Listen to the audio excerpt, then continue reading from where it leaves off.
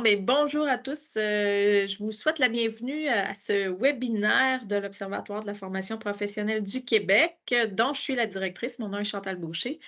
Je suis très contente qu'il y ait de l'intérêt pour ces nouveaux webinaires.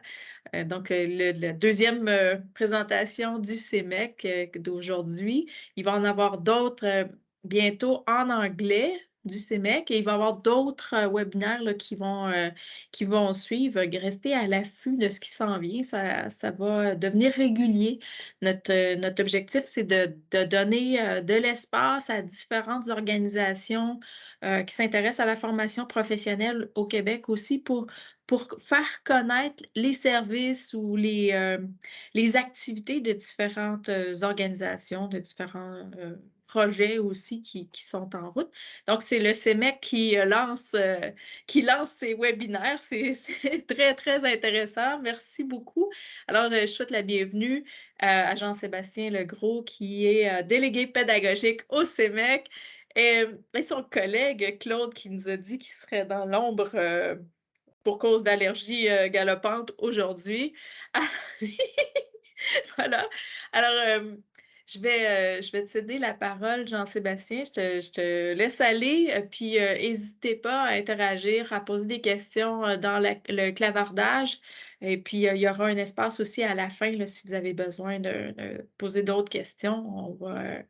On va laisser du temps pour ça. Alors, voilà. Bien, merci beaucoup. Je suis enchanté de vous rencontrer aujourd'hui, même si je suis sûr qu'on s'est parlé ou croisé dans cette vie ou dans d'autres vies. Alors, Claude qui s'est mis en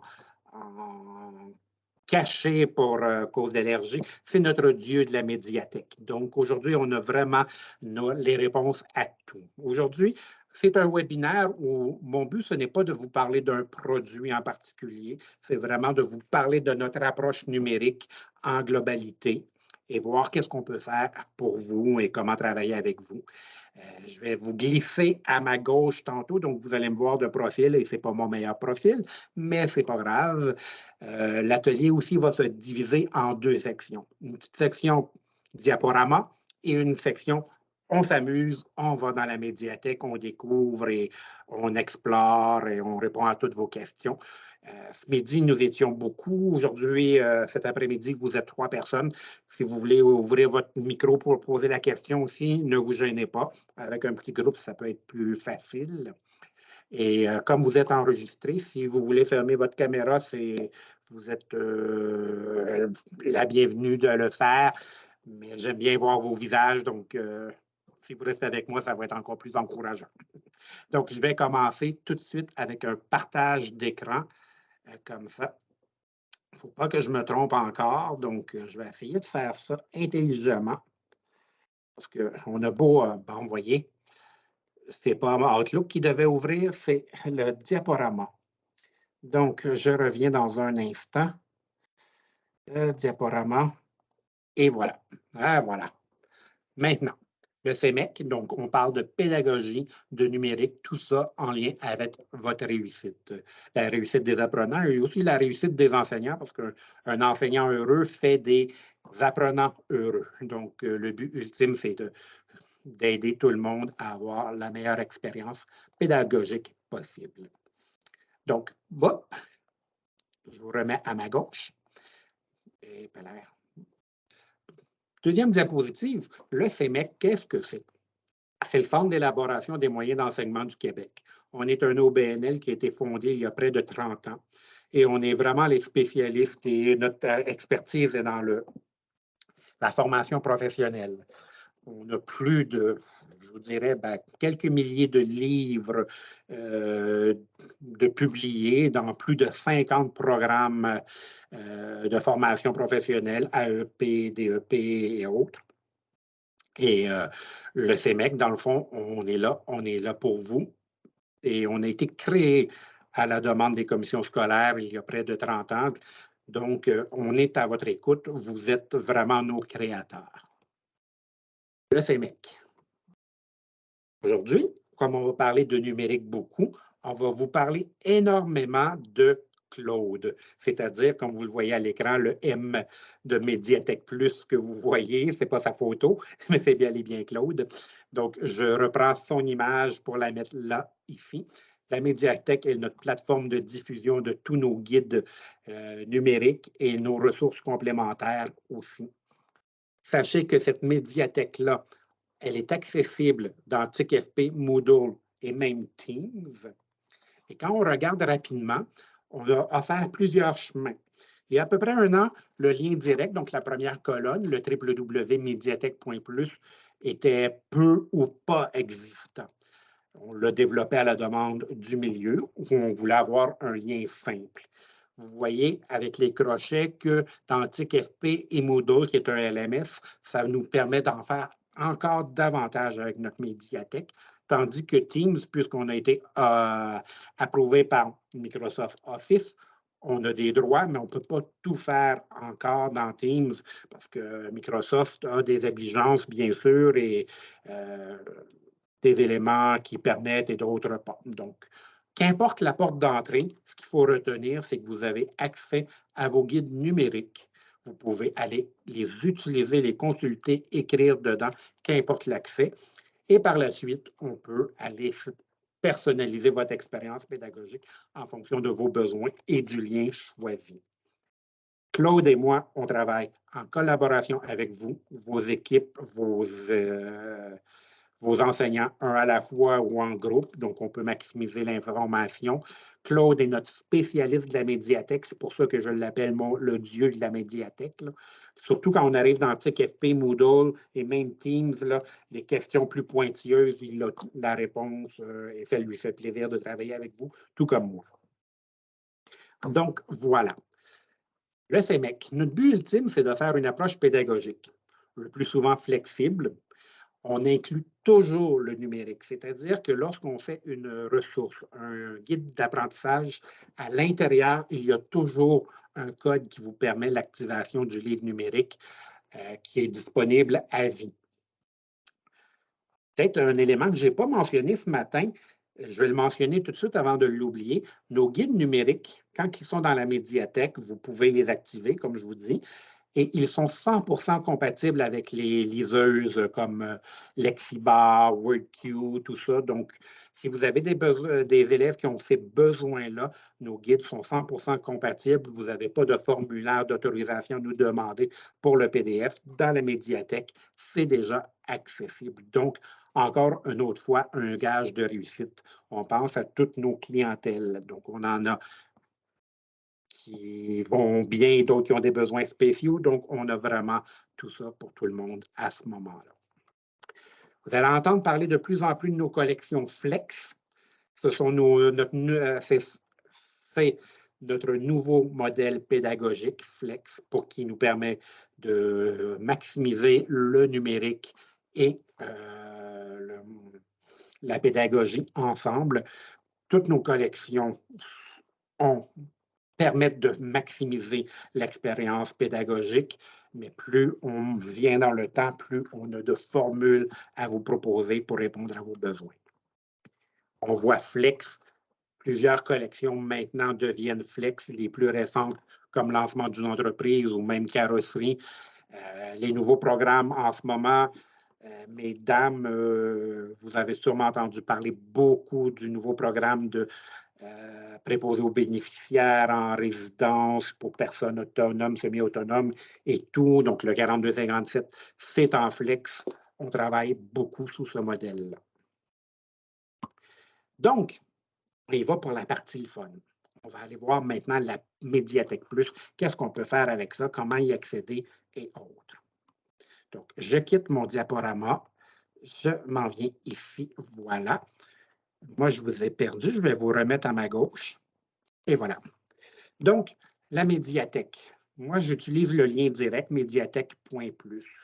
Je trouve que c'est l'endroit le plus convivial pour mes besoins à moi. Mais si vous voulez faire un parcours d'apprentissage en pointant une ressource qui est dans notre médiathèque, il faudrait passer par TICFP ou encore votre Moodle. Donc, vous avez plusieurs possibilités de disponibles comme ça.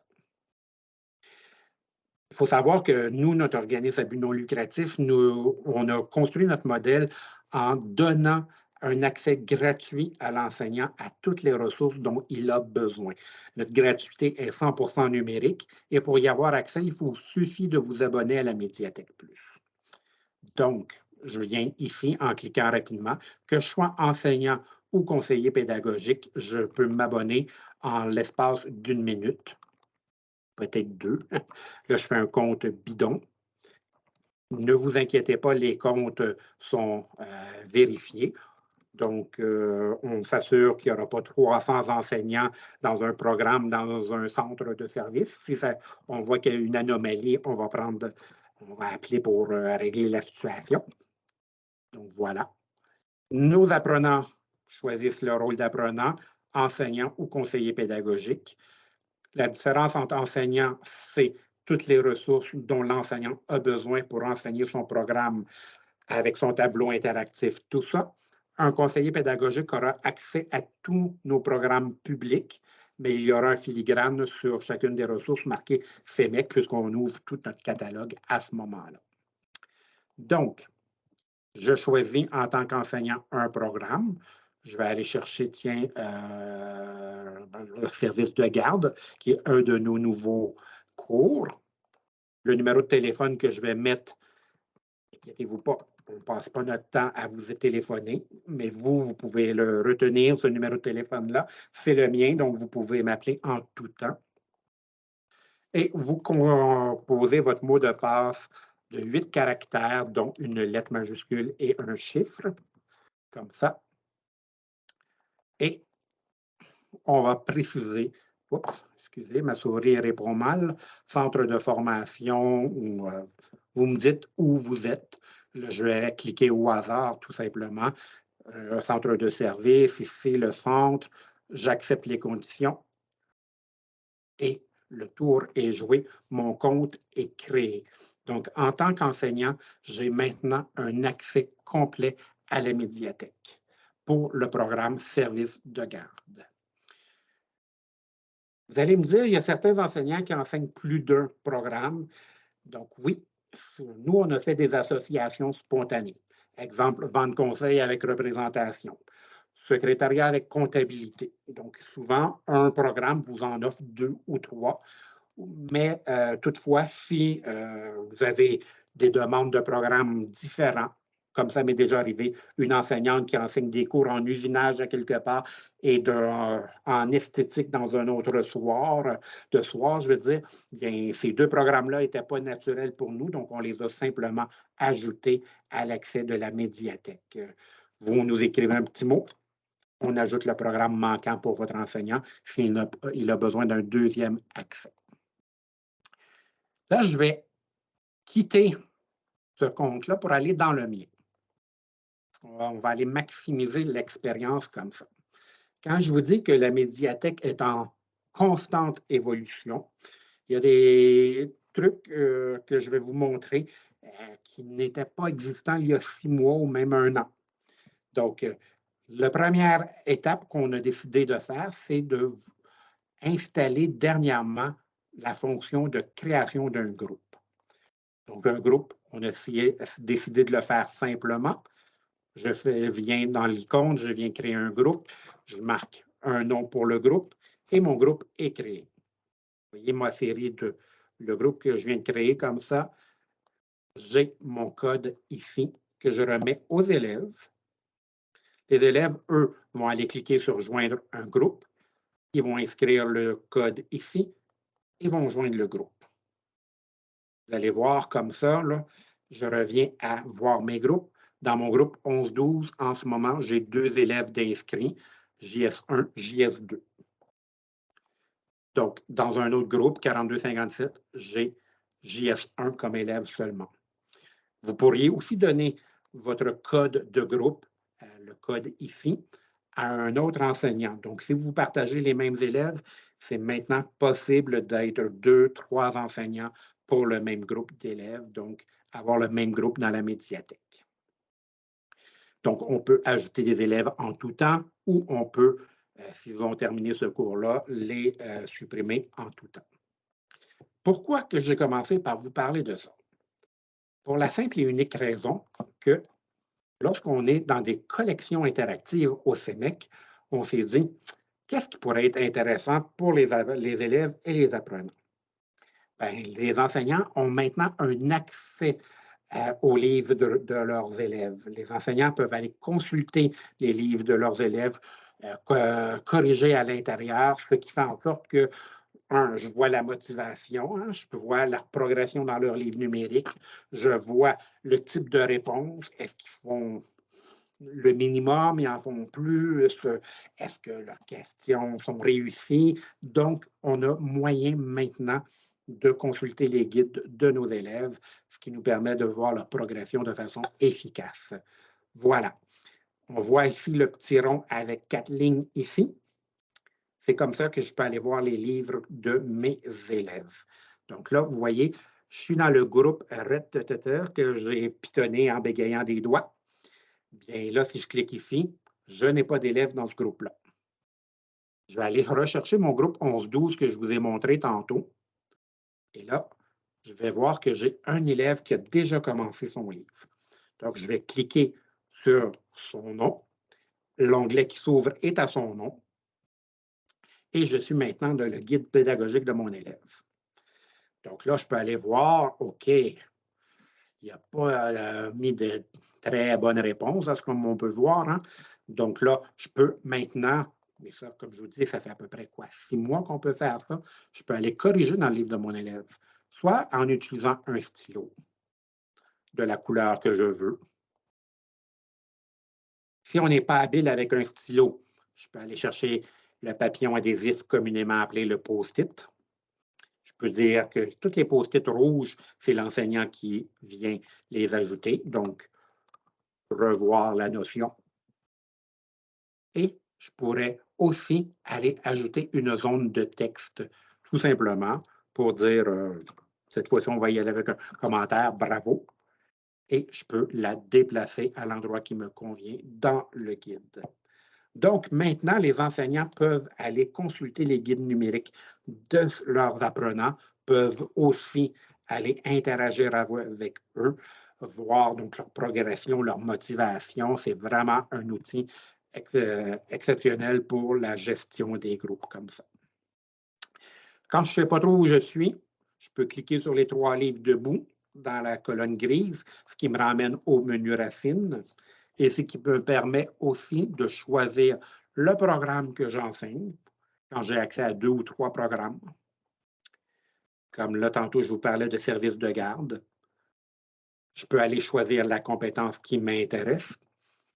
Et le 3e champ, ici, le 3e menu déroulant, c'est lorsque ce guide-là, lui est relativement nouveau, là, de juillet 2022, si dans 1 an ou 2, il y a une nouvelle édition, vous allez toujours avoir accès aux anciennes éditions en dessous aussi. Donc, s'il y en avait eu une en 2020 puis maintenant une en 2022, vous auriez les deux ici. Donc, vous avez des collections qui ont le modèle Flex comme celle-ci. Rapidement, je ne veux pas rentrer dans le modèle Flex, ce n'est pas le but nécessairement. Vous voyez que ce sont des unités d'apprentissage autonomes, mais ce qui me permet de vous montrer, c'est que vous avez des ressources qui sont maintenant des contrôles ou des corrigés avec le symbole de partage. Puisque je me suis relié avec mes apprenants, quand je vois le symbole de partage, c'est donc dire que l'élève, lui, n'a pas accès à ces ressources-là. Il ouvre sa médiathèque, il ne les voit pas. Donc, par contre, moi, en tant qu'enseignant, au moment qui me convient, je peux dire, OK, JS2, lui, est prêt, je lui partage le document. J'enregistre, oups, le document est partagé. Là, tout le groupe est rendu, pas de problème, j'enregistre, tout le monde à la prochaine connexion ont accès à ce corrigé-là. Ils n'en ont plus besoin, je peux leur enlever l'accès facilement comme ça. Donc, la médiathèque, l'outil pédagogique vous permet non seulement d'interagir avec vos apprenants, mais aussi de leur donner les bonnes ressources au bon moment. Les vieilles collections du CEMEC avaient les corrigés à la fin des guides. Maintenant, toutes les collections qu'on développe, les corrigés sont dans la médiathèque partageable, bien sûr. Et si vous n'êtes pas numérique, ce qui n'est pas le but de cet atelier-là, mais quand on les ouvre, on voit qu'on peut les imprimer, ces documents-là, ou les télécharger aussi.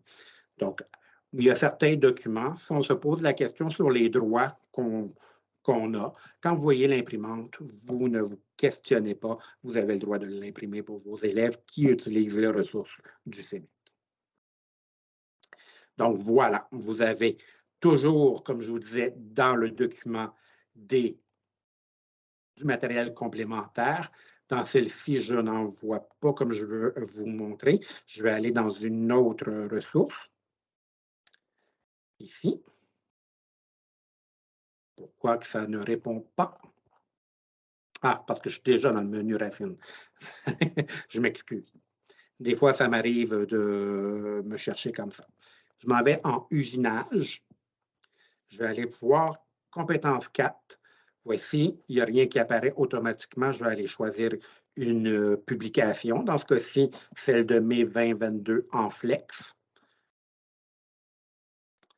Et vous allez voir que dans les ressources complémentaires, vous avez un document du formateur, des contrôles, des corrigés, et je n'ai pas choisi une qui aurait des capsules audio et vidéo.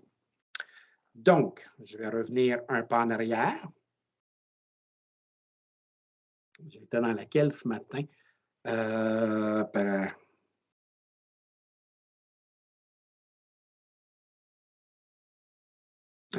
Bon, déjà, vous voyez ici, dans la section exercice, j'ai une capsule audio et j'ai encore du matériel complémentaire comme ça. Ce qu'il faut savoir, c'est que dans mon guide numérique, je vais essayer d'ouvrir une page comme ça. Et voilà. Je clique au hasard, je vais aller voir le dossier 1.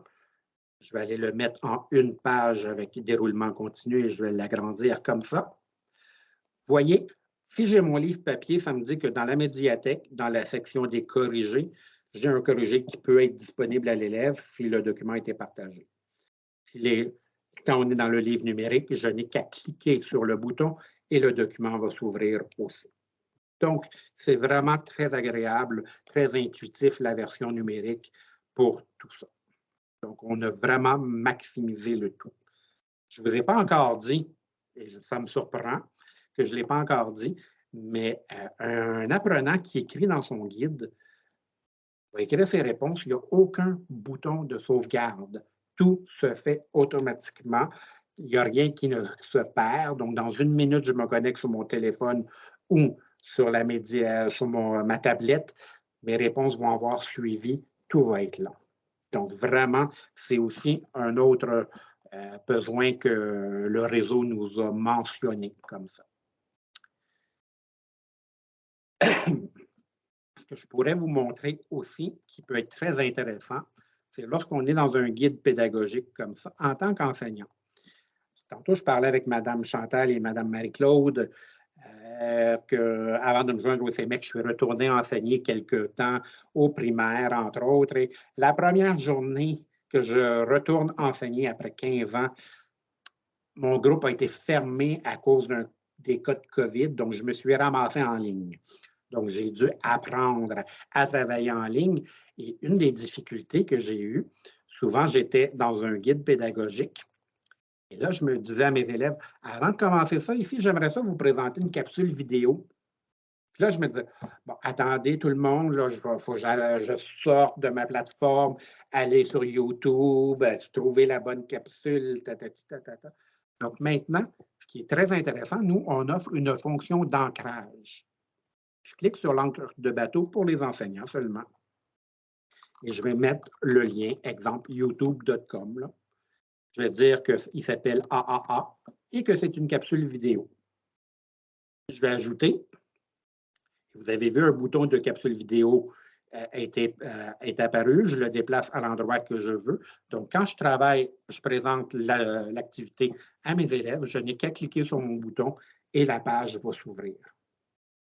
Donc, moi, là, en ce moment, mon Internet n'est pas très vite, mais vous le voyez que ça fonctionne bien.